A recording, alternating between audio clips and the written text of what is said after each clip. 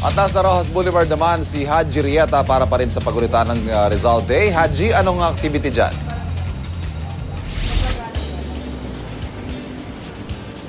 Yes, Ivan, sinimula na nga itong symbolic na Walk of Rizal o itong yung paglalakad ng ating pambansang bayani na si Gato C. Rizal galing sa Fort Santiago kung saan siya doon kinulong at naglakad nga siya papunta sa Luneta Park kung saan siya ay in-execute ng mga Kastila noong December 30, 1896. Ngayong araw kasi, Ivan, ay pinagdiriwang natin ang ika-117 taon ng kanyang kamatayan matapos nga siyang i-execute sa Bagong Bayan o Luneta Park na ngayon.